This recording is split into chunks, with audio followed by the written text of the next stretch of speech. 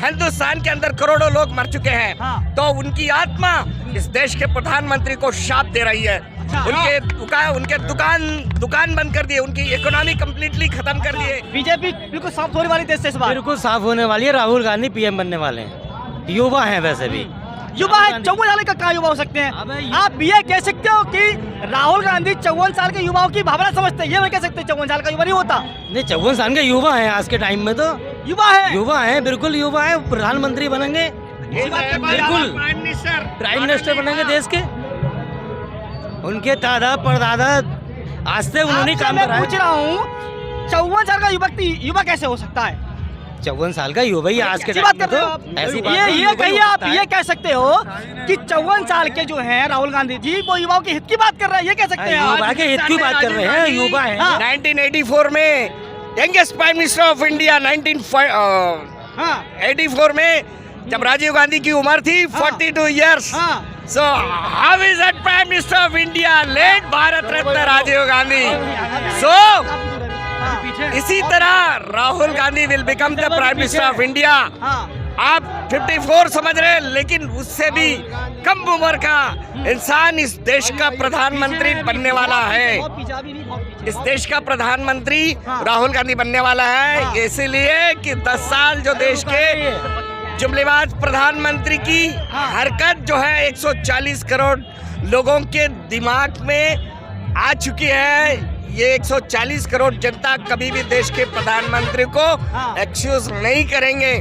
किसी भी विषय में जाइए, अगर आप मणिपुर के विषय में जाइए और सेक्सुअल हरासमेंट, ओलंपिक में मेडल विनर्स, रेसलर्स, उनके बारे में बोलिए।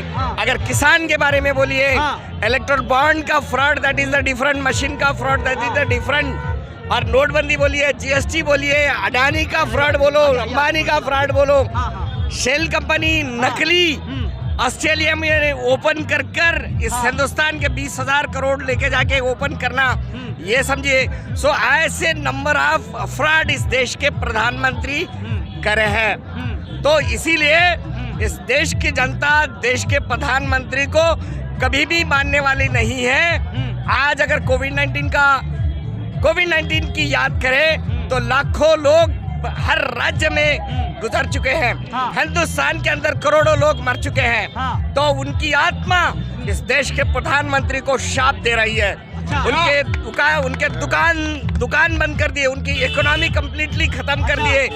और हिंदुस्तान के अंदर बेरोजगारी देखो। किसान को ये किस टाइप की पनिशमेंट है? इस देश के भारतीय जनता पार्टी आरएसएस के प्रधानमंत्री अन्नदाता को क्यों ऐसी शिक्षा दे रहे हैं? क्यों उनकी जमीन लूटने की कोशिश करी? और क्यों उनकी जो फसल पिकाने के बाद, पसीना टपका के पिकाने के बाद उसकी फसल चीफ एस्टेट ने खरीद कर अडानी अंबानी को देकर इस प्रॉफिट गेन कर हिंदुस्तान के अन्नदाता को पीछे लेके जाना ये पॉसिबल नहीं रहा। उनके काले दिन कानून पीछे लेके गए और किसान जो जब कालो कानून के समय भी आंदोलन कर रहा था गाजीपुर, टिकरी और संगो बॉर्डर पे, इस देश के प्रधानमंत्री को भारतीय जनता पार्टी के इस जुबले मांझों को सुना नहीं। जितना धन संपत्ति अचीव करना था उतना संपत्ति अचीव करके बता चुका है, लेकिन उसे अन्नदाता किसान के बारे में, एमएसपी के बारे में और जितने भी डिमांड्स हैं उस डिमांड के ऊपर आज तक किसी भी तरह का कोई बातचीत नहीं हुई है। और मुंडा बोलते हैं we are welcoming for the किसान।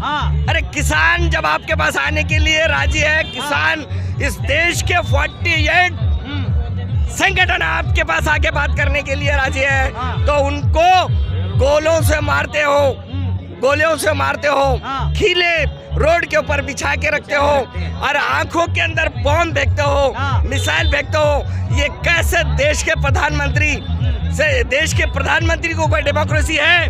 डेमोक्रेसी है देश के प्रधानमंत्री के पास, भारतीय जनता पार्टी के पास, बीजेपी के पास। He have to realize how we are ruling the India, whether we are administrating the India or what we are playing the game with 140 crores of peoples.